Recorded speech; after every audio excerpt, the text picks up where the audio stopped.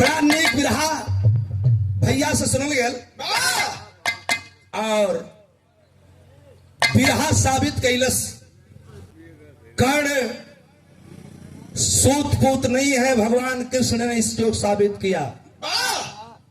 लड़ाई से पहले ही उनके समझा दहलन के कर्ण का लड़ाई के करी खिलाफ लड़ाई लड़े जात हुआ।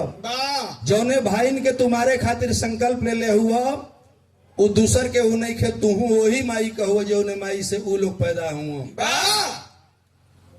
आज समझा के कर्ण को मायूस कर दिया भगवान कृष्ण ने कि लड़ाई में हदम से न लड़ पाए।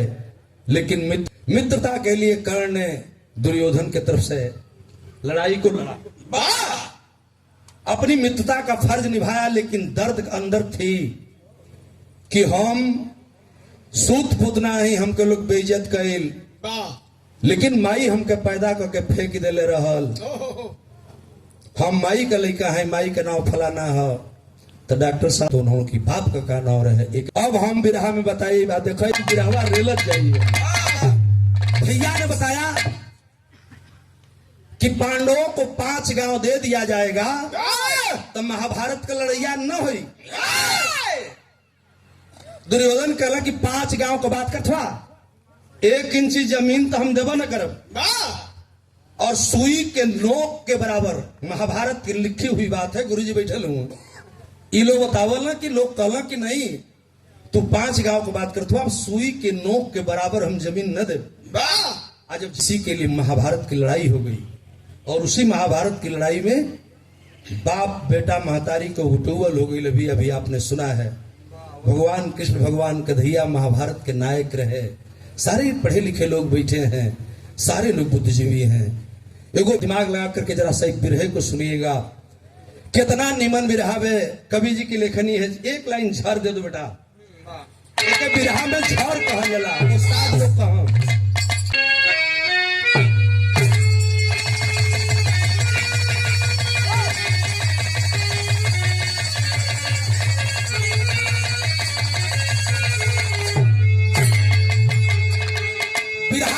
शुरुआत वहीं से होगी जहां से हमारे भैया का बिरहा शुरू रहल आ खत्म भी वही जो हुई जहां इनका बिरहा खत्म भल।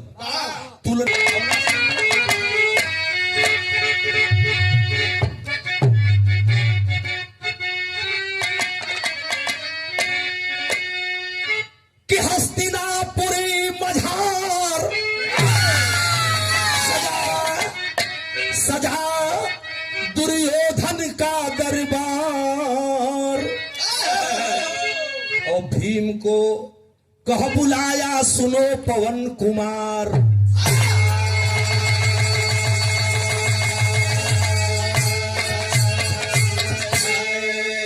हस्तिनापुरी सज रहल।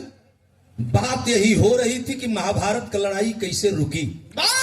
लेकिन महाभारत में कुछ ऐसे वीर थे साहब, ये मैं नहीं कह रहा हूं, महाभारत पर टीवी दिखाने वाले लोगों ने दिखाया, कवि जी लोगों ने बताया तो हम बता रहे हैं।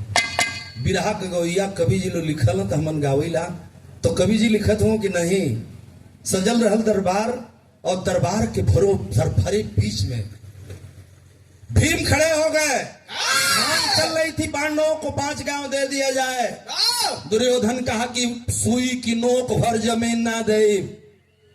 आए कन्हैया सुन लो, लेकर जाना हो 5 को चले जाओ, जहां इच्छा हो चले जाओ। तोले भीम खड़ा हो गया ना देव तक दवा से मार के लदवा फाड़ दे। कलश के है पवन कलैका बैठ बैठ बैठ। आज जब पवन कलैका कहे के दुर्योधन कलश के भीम के बैठ जो तब भीम का चिर ले लो ना। कल दुर्योधना हमके पवन कलैका कहता। भरी सभा में खलबली मच गई और यहीं से बिरहा खलबली मचलते एक लाइन गजल लगल। कौन मुना?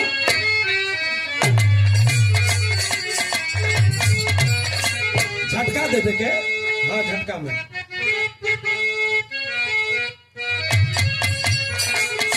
यही दर्द बा कि अब मजा नहीं आता, अब मजा नहीं आता। दूर रह के दीने में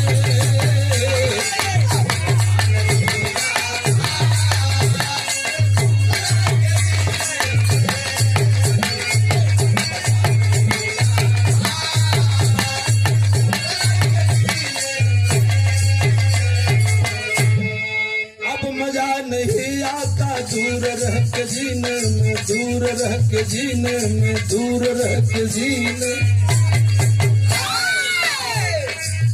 साहब कैसर साहब तनी हम बात देखो, गाने वाले ने गाया है, किसी शायर ने लिखा है इस लाइन को।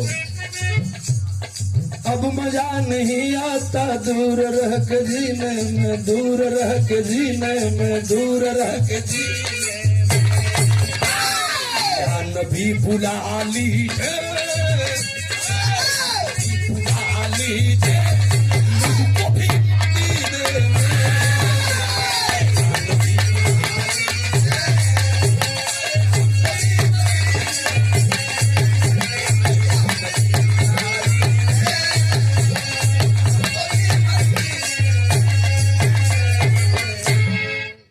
माननीय राम दुलार यादव साहब, देखा वकील हैं आप, दोकली गाजीपुर से, बहुत सम्मान, बहुत बड़ा इनाम, 500 रुपए का पुरस्कार माननीय वकील साहब ने दिया है।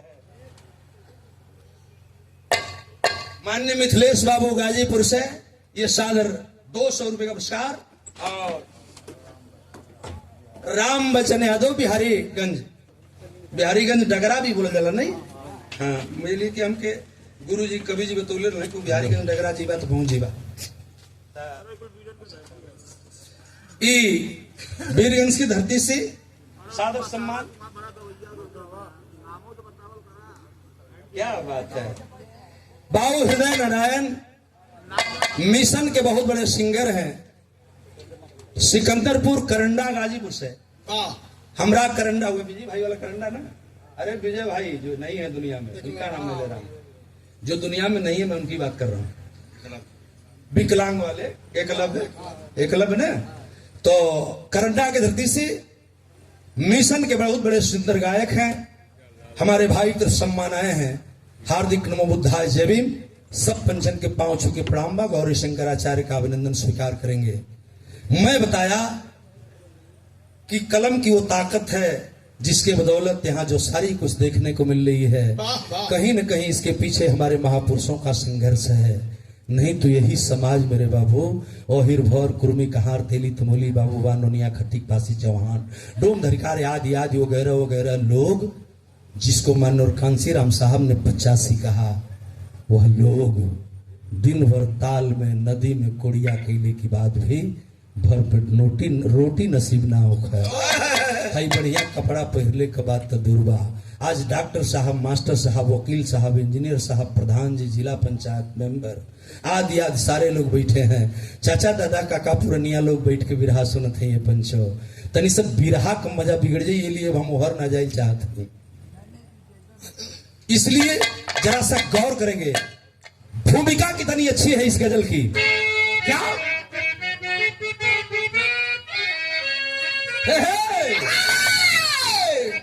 अब तक कहलस भीम के कि पवन का लड़का है नहीं, आ बैठ बैठ बोल मत, गर्म मत। तो कहल गईले पंचो कि पीर से सहा न जाता, पीर से सहा न जाता, अरे भंग बातों का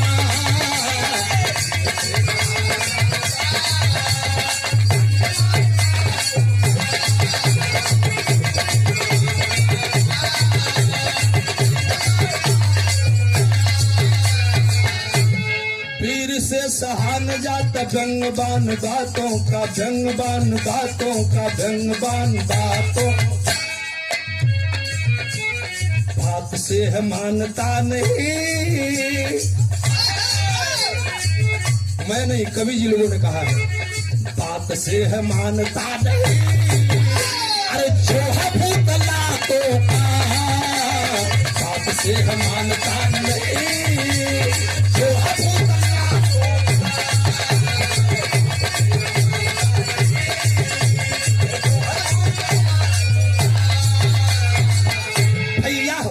तरी से कहानियां का मौज न बिगड़े, सार का संगत तक लुनेस कैसी लाई है।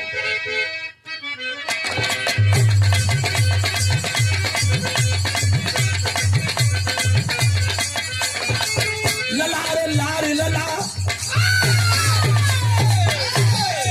लला रे लार लला ला, लार लाल ललर लारा ललारे लार ललार लार लाल ललर लारा नार नार नना नार नान नर नारा।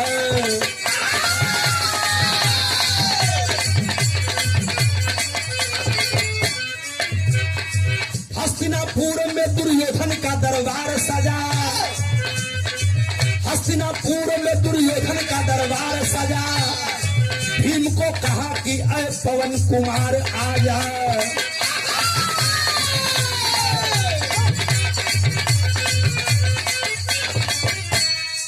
बुलाता युधिष्ठिर को ऐ धर्म के लाल सुनो,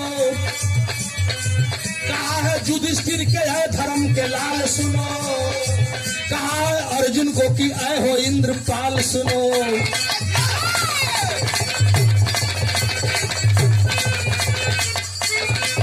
ए भैया भीम के कहला है पवन के लइका बैठा आ ना बैठवा तहन्यावा।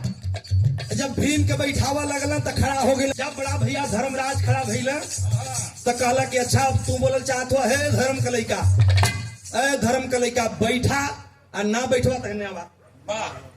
अब इन्हों के कीड़ा काटा लगल, सिर ले लोहू ना कहलक घोड़ना हमार न लेत बा। ये हमके कहत बा कि धर्म के लइका तू हने आवा। तो ले अर्जुन से ना सहाल तीर उठा के धनुष उठा के खड़ा हो गई। आज वो खड़ा हो गई कहला चुप है इंद्र के लइका हने आवा, आवा हने नहीं तो बैठ जा। कठुआ गेल वही जा अर्जुनो बैठ गई। आ तौले दू भाई और खड़ा हो गए। जानते के जेके आप जानते नकुल सहदेव, नकुल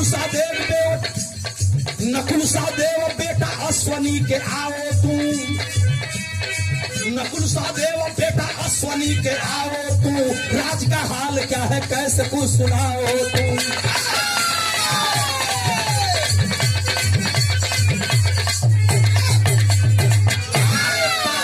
कोई भरा खचे खचे संबली के बीच में दुर्योधन कहा के पवन का लइका आवा, ए धर्म का लइका तुहू आवा, ए इंद्र का लइका तुहू आवा। आज जब नकुल सहदेव खड़ा भइलन त कहल कि का हो अश्वनी का बेटा लो, ए अश्वनी का बेटा आवा, आवा ओनिया का छरिया थोलो है आवा लो। वही में से एक जना कहला कि हम साल भर आगे पीछे जाने ला, 12 साल का आगे पीछे बताइला। कहने में होश पड़ गया मुझे, यही बगल में पिपनार की धरती पर सुरेंद्र यादव पंथी जी के यहाँ जो घटना घटी है, पूरे क्षेत्र के लोगों का कलेजा रोज दिया। हमारे यादव वंश के 4 निरीह सपूत चले गए इस दुनिया से, और उसके पीछे तमाम कमेंट तमाम बातें आ रही हैं।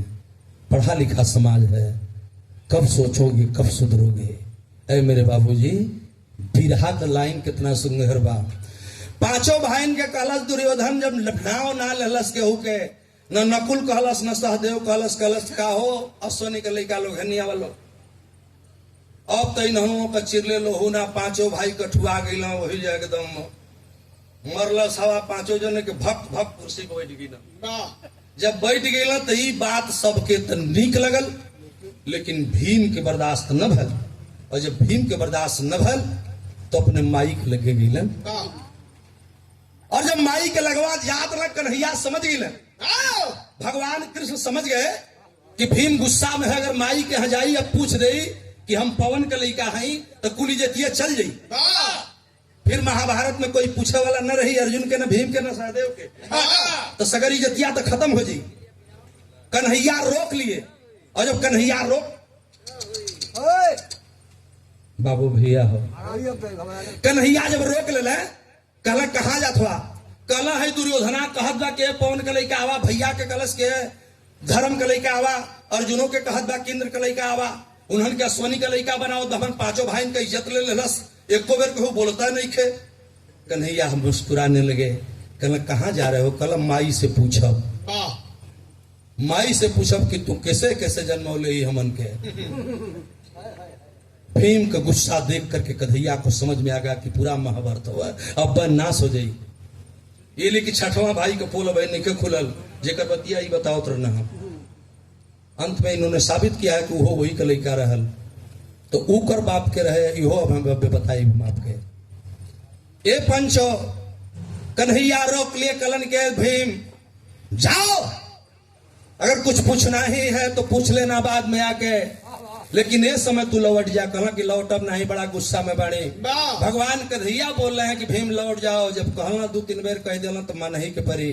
कहला कि लौट के का कहीं, कहला जा या रास्ता में अगर कहीं दुर्योधन मिल जाए तो कह दी। अगर दूसरा बेरी अगर ये कह दिलस धोके कि पवन के लड़का सुनो तो तू ओके कही है ना कि का हो बकरा के लड़का, कुछ बतावा हाल चाल, तुहार का हाल चाल बा।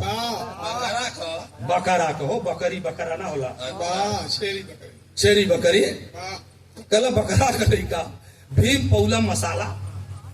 आज जब भीम पौला मसाला बस वही से लौट गिला, कहा मिली। आज जब लौट गिला तो रस्तवा में होने से दुर्योधन आवत रहल, मीटिंग यहाँ खत्म हो गई रहल। भीम से फिर भेंट हो गई, होने से दुर्योधन सदबा, आने से भीम सदबा बारन।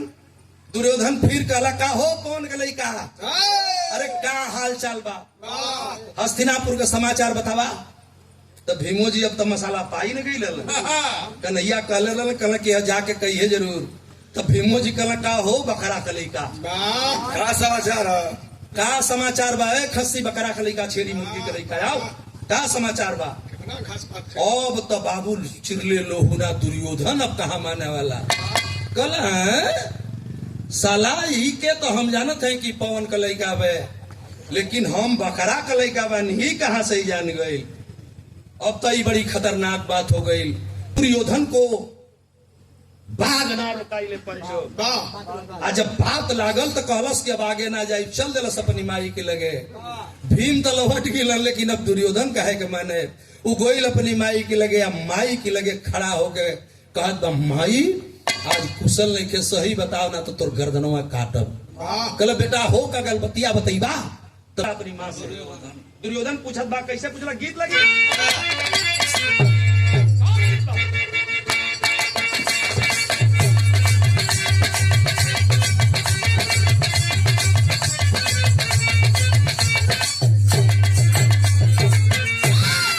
यह गीत बा कि भैया तो भाई ला हमारे राजभर समाज का कुल गौरव, आजमगढ़ मऊ किसान, बिरहा जगत का स्वाभिमान और बिरहा जगत की पहचान। स्वर्गीय बड़े भैया बेचन राजभर दुनिया में नहीं है। उनका जवानी रहा तो उनके गीत गावा, एक ठे लाइन गावा उनके जवानी में हम लइका रहे सुन रहे कि भैया तो भैया, भैया तो भैया पुजारी,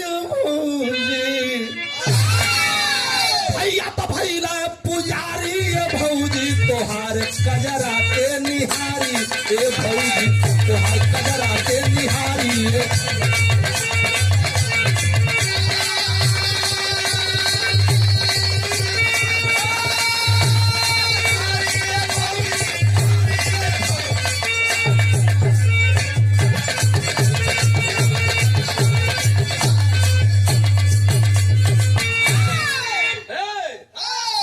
पूछ रहा है दुर्योधन कि बकरा से हमें, अरे बकरा से हमें जन्म बलू, ये माई सही बतिया ना बतवलू, ये माई बतिया ना बतवलू, ये माई।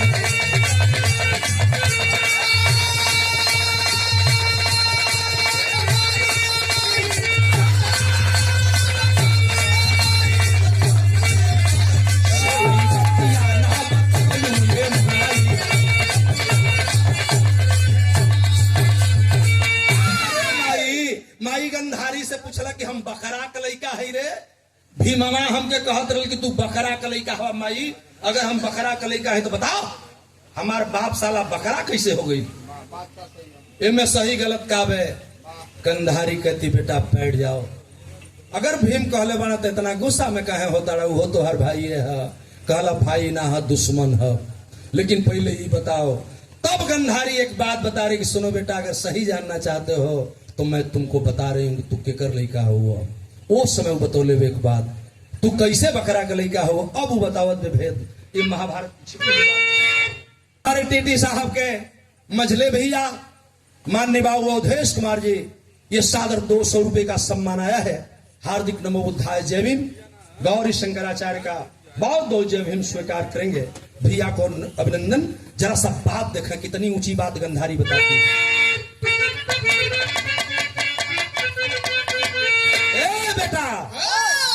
सुन बेटा, अच्छा ले ला ले ला लो झटका में।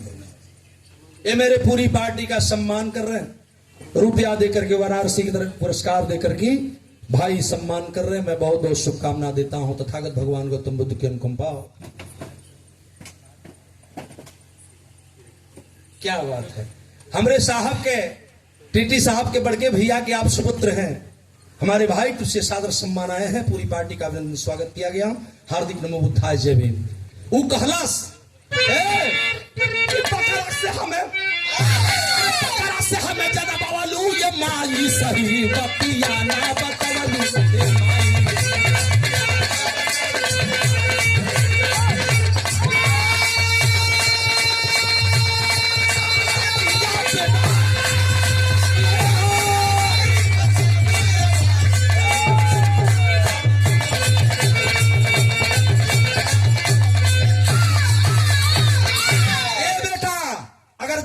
चाहते हो बेटा तो मेरी एक बात सुन लो। माई कहलिन का कि गंधार राजा सुबल तोहर नाना, अब विधि का प्रधान बात ज्योतिष का माना।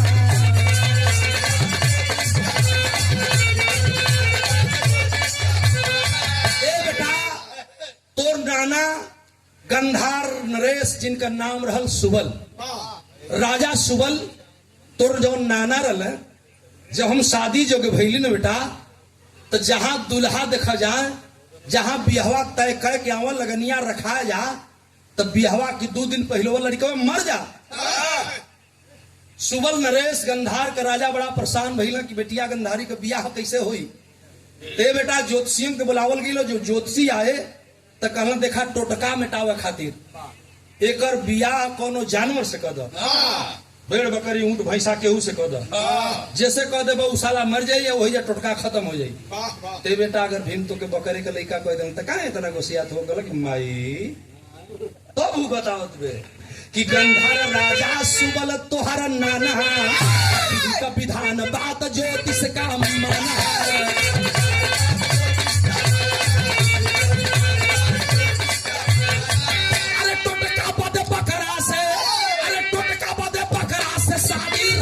सही बतिया ना बतवलू माई।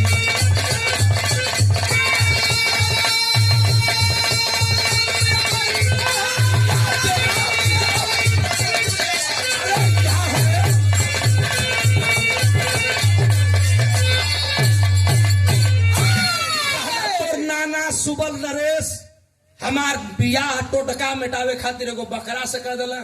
आज जब बकरा से कह दिला तो एक रात हम बकरवा के संग रह गई, और एक रात जब बकरा के संगे पेड़े के नीचे रहली, पेड़वा सूख गल, जौन पेड़वा कह रहली आइए बेटा वही रतिया हमार हमल रह गल, गर्भवती हो गई। हई देखा अच्छा खुदे पहली रात हो गल खेला। कल बेटा जब गर्भ हो गल तब तू लड़का हो गिला तब मान ला। अब मान ला मल्ले में का भल बा, मान ला बाप हो गल। कल की माई हम मानव ना, कलय में तोर दोष नहीं खे। अब दुर्योधनो कम ना रहल, कहलस कि में तोर दोष नहीं खे रे माई, ये तोर दोष तनिको में नहीं खे, उस सगरी दोष साला हमारी ननवा का बा। हमार ननवा तोर बियाह काहे बकरा से कह दिहलस खातिर, और उ कोनो दूसरे जानवर के कइल रही साले त हम ओकर लइका भइल रहती, लेकिन बकरे मिलल के। अब हम छोड़ब ना नाना के। तो ए मेरे पढ़े लिखे समाज के भाइयों, गंधार नरेश राजा सुबल जैसे कौरव 100 भाई थे, ठीक वही तरह गंधार नरेश का कुल 100 ये हम ना बताओ थी, महाभारत लिखत बा। अब 100 गो के तरह वही रहला में हम नहीं जाना, लेकिन 100 लड़का बताओ गया वही में एगो शकुनी भी रहल। अब तनी सा हमार बिरहा देख कहर बढ़ा जात बा। कलश के में दोष माई तोर नहीं खे, सगरी दोष हमें नाना कबा। आखिर कुल बात जान के कैलस का है, कहला कि यही खातिर जाने ले बेटा हम काखी पर पट्टी बांध के रहीला, और तुम्हारा बाप अंधा है जो इस समय है। कहला ओ ये तो और खेला हो गई। तब वो कहला बिरहा बदल गई।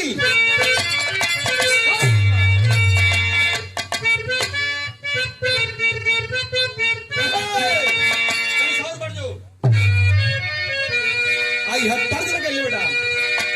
मातर जी अरे बाबा हो भैली गवाना जो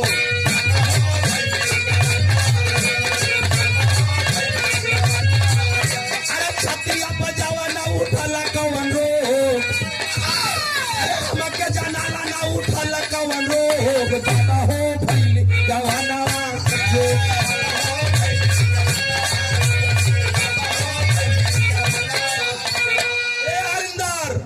लागल दुर्योधन के बदनिया में नाना हमार कुल में लगा दहला दाग नाना हमार कुल में लगा दहला दाग उठल दुर्योधन के बदनिया में लागल दुर्योधन के बदनिया ए भैया गुस्सा हो गया और कहला नाना कुल जानत रहलन त खंदनवे के बोर दहलन और तुरंत किया क्या दुर्योधन बिरहा का भाव कितना सुंदर है जरा सा दिखाएं क्या नाना साथे शकुनी को कैदी बनाया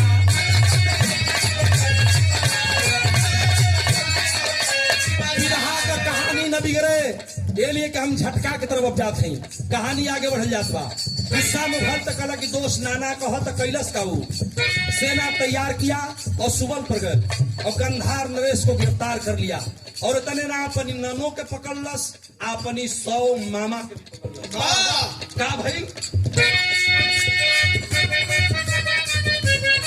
अरे नाना साहब मामा को कैदी बनाया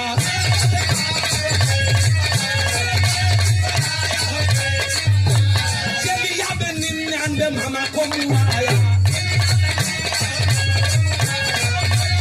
अरे शकुनी सोचला कैसा ना दूर भाग जेल में ला करके डाल दिया अन्न पानी दाना पानी कुल बंद कर दहलस नाना की संगे 100 मामा बंद जेल में बंद हो काला गृह में बंद है और धीरे धीरे खैले बिना पानी बिना अन्न बिना उसी हस्तिनापुरी के कारागार में महाभारत बताता है बाबू कि गंधार नरेश के 99 लड़के मर गए लेकिन महाभारत बता रहा है अरे शकुनी सोचला कैसा ना दुर्भाग शकुनी सोचला कैसा ना दुर्भाग लागल दुर्योधन के बदनिया लागल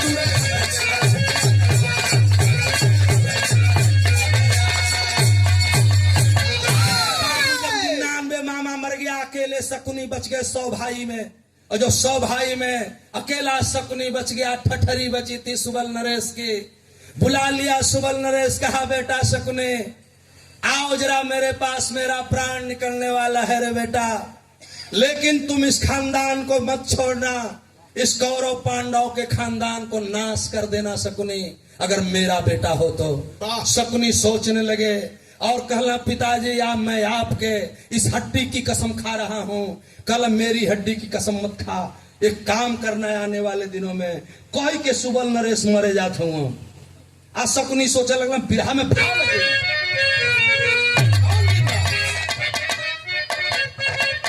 अरे लियाई 100 भाई का बदला लियाई 100 भाई का बदला शकुनी मन ही मन जलिया में रहा बिना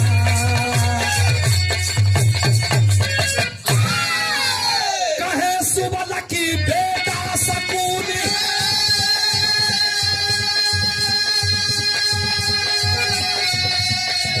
अरे पतिया हमारी ले बामा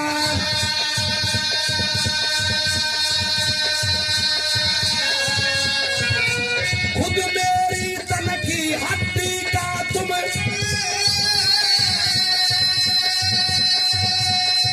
अरे पासा बनवाना श्रीमान गया दिन तुम भूल न जाना अरे कौरव पांडव का खानदान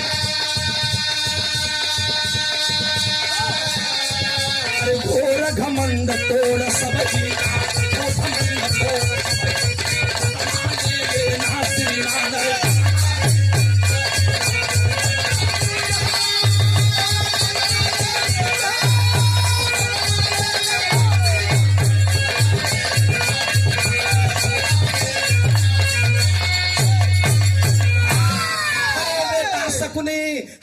मरने वाला हूँ रे बेटा। अपने सामने मैं 99 बेटे को मरते हुए देखा है, अकेले तू बचा है और गंधार की इज्जत अब तेरे हाथ में है। मैं मर जाऊं तो मेरी जो ठटरी है, मेरी हड्डी जो है, इस हड्डी का तुम पासा बनवा लेना।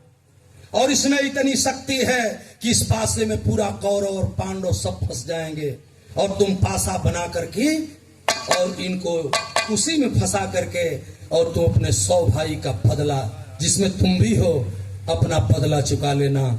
मैं तेरा बाप जा रहा हूं दुनिया से। सुबल नरेश ही बात कह करके और प्राण छोड़ दिए। और जब शरीर नश्वर हो गई बाबू, प्राण निकल गए हो, तब बिरहा के गीत बदल गए। तब कहीं सपनी बर्दाश्त करना था।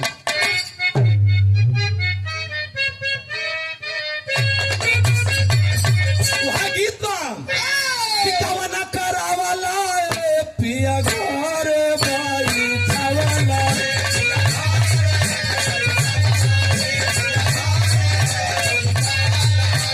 पिया हो घर भाई थावाला,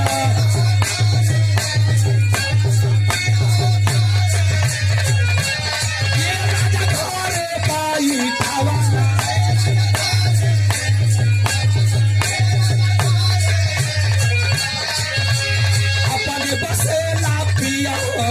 अपने बसेला पिया हो, पूर्वी पानी गिरा अपने बसेला पिया हो।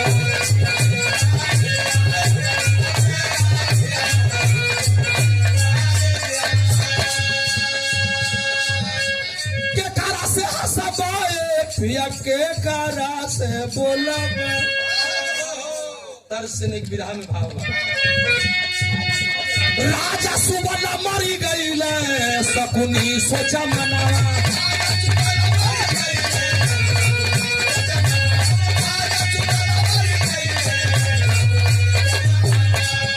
अरे शकुनी सोचा मनावा,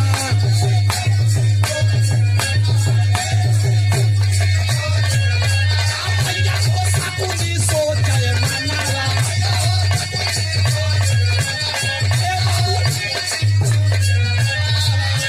बाबूजी के हमारी फसावलस, अरे बाबूजी के हमारी फसावलस, भीषम बलवाना। बाबूजी के हमारी फसावलस, ये भीषम बलवाना।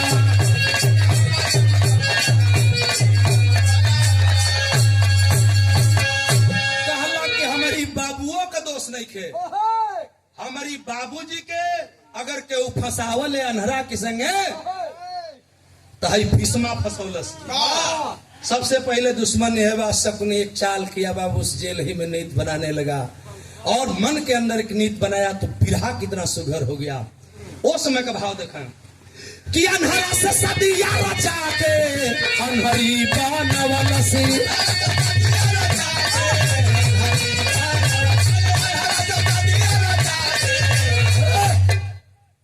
गंधारी अंधी नहीं थी। महाभारत पढ़ने वाले जानने वाले भैया जानते हैं, चूंकि पति अंधे थे, अंधरा से ब्याह हो गई रहा तो आंखी पर पट्टी बांधने में पड़ल कि जब मेरे पति अंधे हैं तो मैं भी इनको देख शरीर नहीं देखूंगी। और एक बार आंख खोली थी, आप जानते हैं उस चीज को, जब बेटा दुर्योधन को नंगा बुलाई थी महाभारत के अंदर। लेकिन वो गई तो वही कन्हैया के कहले पर केरा का पतई बांध के गई रहल। अब ओहर हमने खींचल चाह हाई बिरहावा तनी हमार देखी सबे कि सदिया रचावल से अनहरा के संगा, अरे सदिया रचावल बाबू अनहरा के संगा।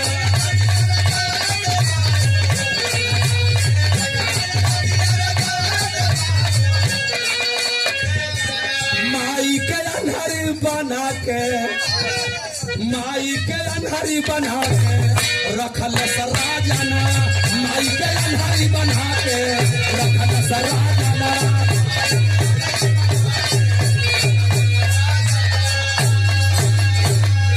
अरे बाप रे बाप, बाबूजी यही जब दिमाग में बैठा है, कुल पांडवों के अंदर जितना भी दोष है, एक सगरी का दोषी भीष्म बा, कुल बदला हमें इसे ले चाहे माई के संगे धोखा होके, बाबू के संगे धोखा होके, चाहे हमके बकरा के लइका बनोले होकर, खून खौल गया। और उसी जेल के अंदर जब पिता सुबल नरेश मन गए तो राजा सुबल की हड्डी का शकुनी पासा बनाने लगा। बाबूजी जब पासा बना ही रहा था मेरे बाबूजी, तब तक महाभारत बताता है कि एक बड़ी नीक घटना घट गल। जानते घटना कैसन घटल? अब तनिहाई भी रहा देखी। आवा बेटा।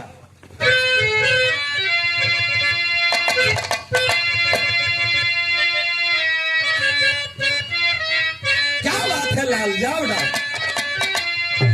पिता की हड्डी का, अरे पिता की हड्डी का पासा लिया बनाई शकुनी जलिया।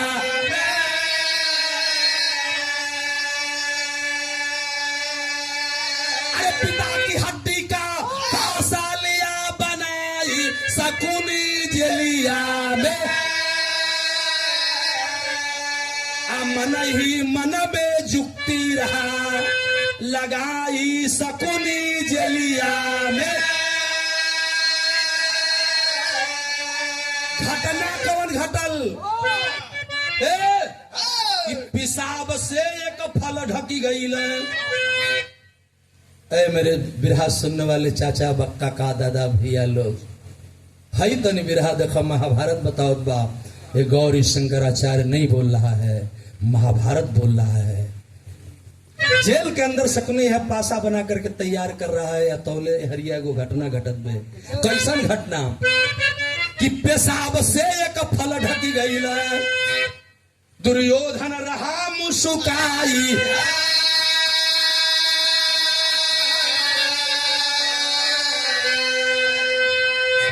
देख करके दासी हंसती तब, अरे खुद दासी हंसल बे भाई।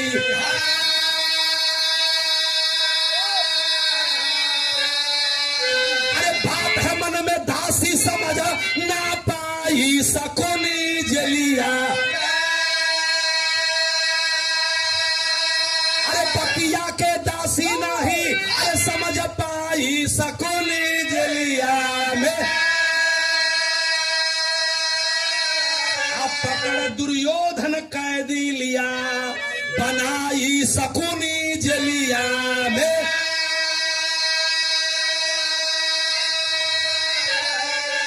चचा, एक दिन के बाद में दुर्योधन निकल करके रास्ता पकड़ के जात रहल, राज्य दरबार भ्रमण करने के लिए बागीचे की तरफ निकला है।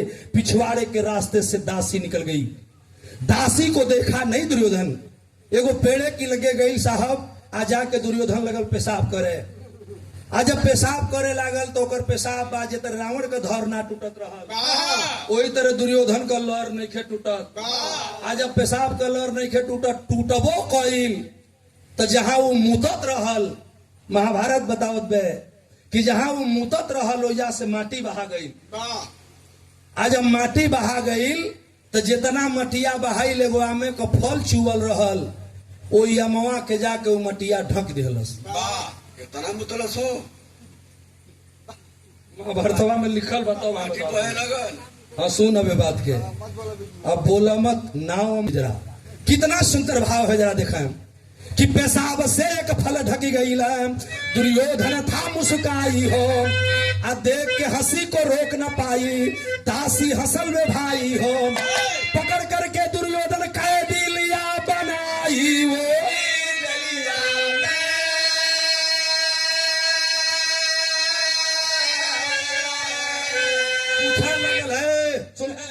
सुनो इधर, मैं हंस रहा था और यहां अकेला हूं।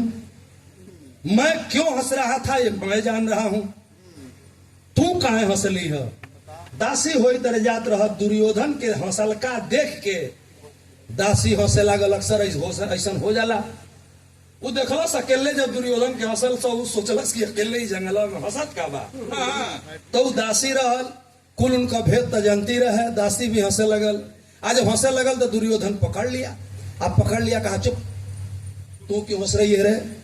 मैं हंस रहा था उसका कारण मैं जानता हूं, तुम क्यों हंस रही है? कल सरकार क्षमा कैदा गलती हो गल, हम तो के देख के ना हंसत रही है, हम तो के देख के ना हंसली। सरकार हमें छोड़ दा, हमें छोड़ दा। कल छोड़ तो रहा हूं, लेकिन जाओ और 24 घंटे की मोहलत दे रहा हूं। मेरे हंसने का कारण अगर तू नहीं बताएगी तो कल भरे दरबार में, हस्तिनापुर के पूरे दरबार के अंदर तुझे इस बीच सभा में मैं तेरी गर्दन काट दूंगा। वो दासी गरीब आदमी रहल, कमजोर रहल, घबरा गई ले चजा जब गर्दन काटे कलस तो दसिया रोवे न लगल। आगे बढ़त रास्ता पकड़ के जात में ओकर ड्यूटी रहल कि जब 1 बजी तो गेट का जौन जेल का जौन पहरेदार बाणो सा, वो पहरेदार के यहाँ जाके कम से कम पानी पिला दी है कि लिए कि अन्न पानी सगरी जेली में बंद कैले रहे तो अंदर जाए के इजाजत ना रहे। शकुनियो वही जेलिया में बंद रहल, पासा बना के तैयार करके गठरी में रखले रहलन। जब 1 बजल तो जान गई कि दासी आई। आज जब गई दासी वही गेट पर दरवान को जलपान कराने के लिए, शकुनी जंगला से खिड़की से रो रहा है, ताक रहा है। यानी दसिया रोत में, जब दसिया रोत बा तो शकुनी पूछे लगलन करे हम तय करी खातिर रोता नहीं कि हमार 99 गो भाई मर गई, हमार बाप मर गई, 100 लोग कुल मर गए, हम अकेले जिंदा बाने, ते काहे रोत है। दासी कलश किया पूछने वाले व्यक्ति मैं जानती तो नहीं हूं तू कौन हो, लेकिन मैं क्यों रो रही हूं करिए खातिर बेने हमार गर्दन कटा जाई। कल का बात बे तो दसिया बतौलस कि हम जंगलवा पड़े आवत रहनी हम, दुर्योधन एक जगह हंसत रहा तो उनके देख के हम हंस दिली है। ऐसा है बिहाने हंसले का कारण ना बताए तो हमार गर्दन कटा जाए। दुर्योधना हमके मुआ दे छोड़ी नहीं।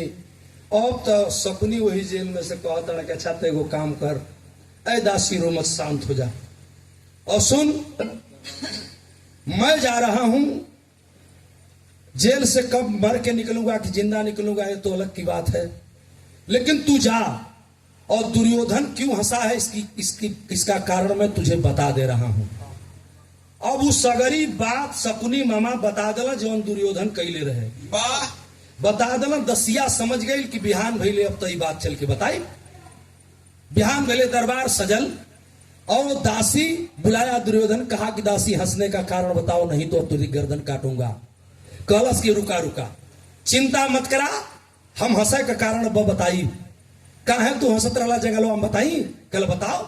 तो भरे दरबार में दुर्योधन पूछ रहा है, दासी हंसने लगी, कहते हंस रही है मैं तेरी गर्दन काटूंगा। कल तू हंसले का कारण जानल जात हो ना, तो हम बताओ थे अब ए चचा। अब दसिया अपन जो शकुनी बतौले रहला असली बतिया जो हम आप लोगों से बतौली हम, उ बतिया वही दरबार में खोले लागल कि जाना तड़ तू काहे हंसल। उ खोले लागल तो कहे का लागल, आल्हा लगे ले बेटा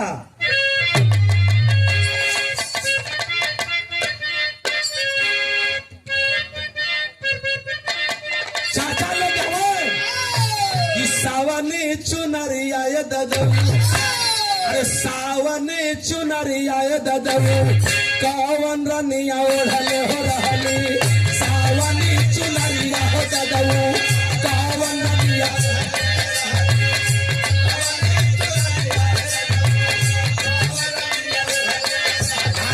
कौन रनिया कहरई भोरवा गंगा या सना।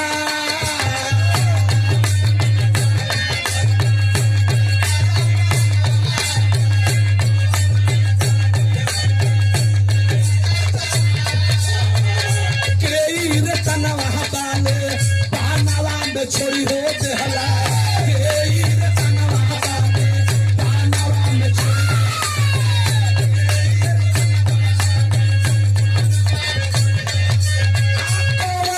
हो गई चाऊ करा करा।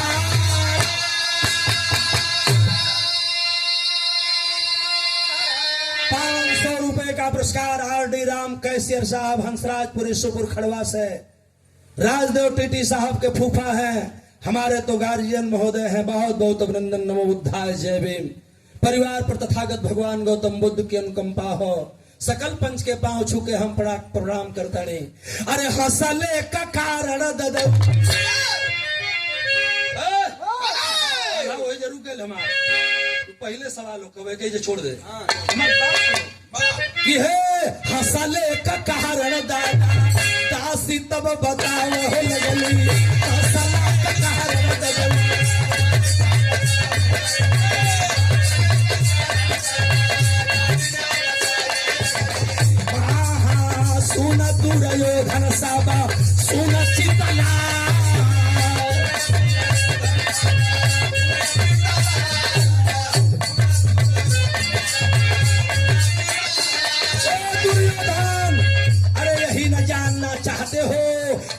हंसने का कारण किशन ने बताया है, तो सुनो तुम क्यों हंस रहे थे। अब वो बतावत बे कि हे तो यही खातिर हंसत रहला कि तू मुतत रहला, तोहरी मुतला से माटी बह गई, एगो आमे का फल ढका गई, ते ऐसे तू हंसत रहला, तो तोके देख के हम हंस देहली।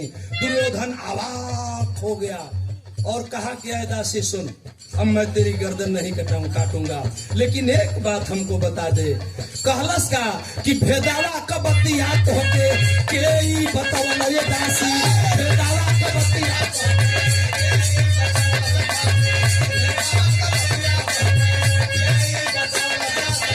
मामा बंद बहने जावन जेलिया में जा।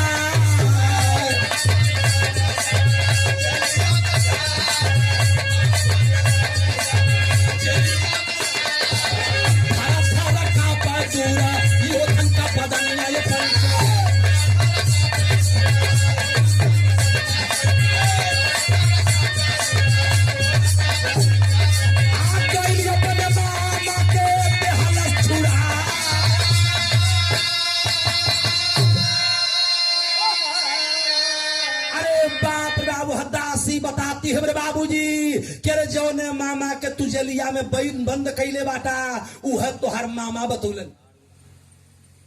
गलत साला पेशाब कैले हम, फल ढकाइल हमारी पेशाब से, हंसत रहली हम, तो हमके देख के दसिया हंस गई, वो हमार मामा कैसे जान गई। दुर्योधन को बाबूजी यही चोट लगी और कहा कि इतना चालाक मामा के हम जेली में बंद कैले बने, ई तो अनर्थ बा। इतना होशियार मामा और जेल में बंद है। और वही जाकर के दुर्योधन शकुनी को छुड़ा लाया, और यह हो गल महाभारत में गलती। यही तो गलती हुई। महाभारत के जानकार लोग बैठे हैं, सब बिरहा के श्रोता बैठल बा, सारे लोग जानते हैं शकुनी का छूटना ही गलती हो गई। और वही गलती हुई, पासा लेहले गठरी काखी में दबोले शकुनी जेली में से चले के शक्ति ना पा, लेकिन टगर ते पंचो कैसो कैसो जेली में से निकलना राज दरबार में इलन। कल बेटा काहे ले इला हो हम कि मामा क्षमा कैदा हम वो इतने बनले है, पासा ले ले है शकुनी। आ दिमाग में तो यह कि हमार बाप भी मर गिले, हमार 99 गो भाई मर गिले, अब छोड़ब ना। वो कैला का शकुनी अला छूट के, तो वह कैला जौन आप लोग जानता नहीं, बिरहा का आखिरी भाव लग चलो।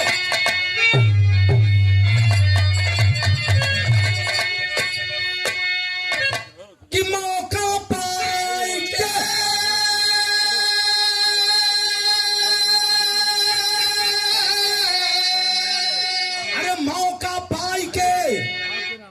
तब खेलिया रचाया शकुनी, 100 भाई वाला बदला चुकाया शकुनी।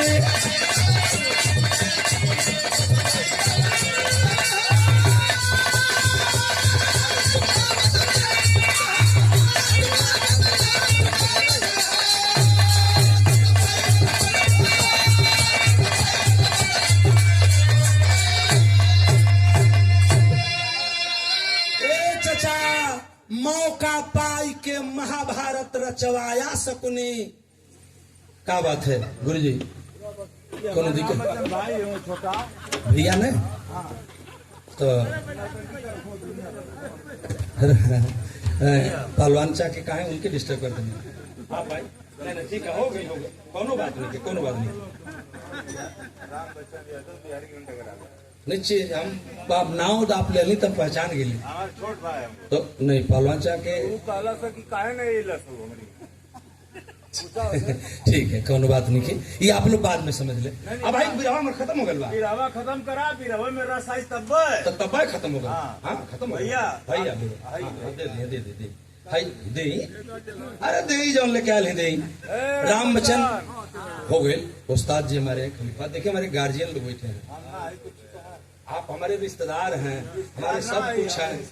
सीआरपी का हमारे घरे का प्रोग्राम है। क्या बात है, सीआरपी के इंस्पेक्टर साहब, ये आप तरफ से 100 रुपए, 100 रुपए राम बच्चन उस्ताद की तरफ से। और का एक नहीं अरे ले आखिर लेके लिए हमके लेके जाके जगह सा, अरे लेके जाइबा तो ठीक ना है। बात है कहाँ रहे बतावा। मौका पाए के महाभारत रचवाया सकुने और वही 100 भाई वाला बदला चुकाया सकुने। आप जानते हैं वही हुआ जहां एक सुई की नोक पर जमीन बर्दाश्त ना होत रहे, ओइजा पूरा खून की दरिया बही और लोग बतावला 18 छौड़ी से ना मारी गई। और वही कर्ण ये चचा जो ने कर्ण के विषय में लोग बतौलन, हमारे बड़का भैया बताओ दलन, आदरणीय डॉक्टर साहब, माननीय डॉक्टर साहब जी बता रहे थे, वही कर्ण को लड़का मांगा सबके देते ही सबके रामकरण दादा का पूर्वांचल गांधी का आशीर्वाद, राम बच्चन मेरा छोटा भाई है, रामकरण दादा का आशीर्वाद, राम बच्चन उस्ताद का आशीर्वाद। राम बच्चन हमारा छोट भाई है, आपसे छोटे, बहुत छोटा। इंस्पेक्टर साहब के छोटे भाई राम बच्चन जी, खैर कोई बात नहीं है, बहुत बहुत अभिनंदन। बड़ा ही तो बड़ा होता है, देने वाला बड़ा होता है। आप हमसे बड़े हैं इंस्पेक्टर साहब। देने वाले नहीं भैया, वो आप गाना गा रहे हैं, पसीना बह रहा है आपका, हाँ? आप गाइए, सबके गाइए एकदम केहू बोल दल साहब होगा अब और ठीक है ठीक है। अरे आप रहब तो कुछ दे ना भाई, आप रहब तो बहुत दे। अब भैया का नंबर आवाज आता ना, हम बिलावा खत्म कर देनी, महाभारत खत्म हो गई। जाए महाभारत का दे पीडीए वाले बता देंगे खाली। भैया होगा ना पीडीए के बतियाओ खातिर, कहाँ घबरा लेंगे, बैठिए बैठिए, भर रात हमन बतियाओ जी, ईडीए पीडीए सब बतियाओ जी। पीडीए बदे बता देंगे, हम बता दे ना ही ना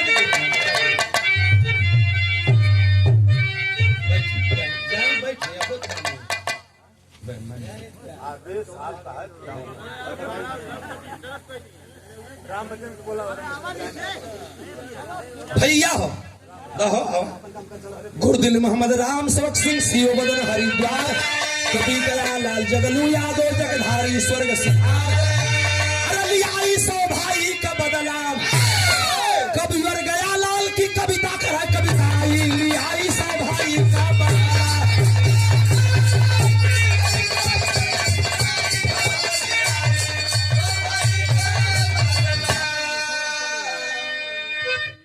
पीडीए के बारे में मनु भैया आपको तो हम पीडीए के बारे में मनु भैया पीएचडी हूँ आई यार के बताइए राज्य भैया ए भैया आज उतर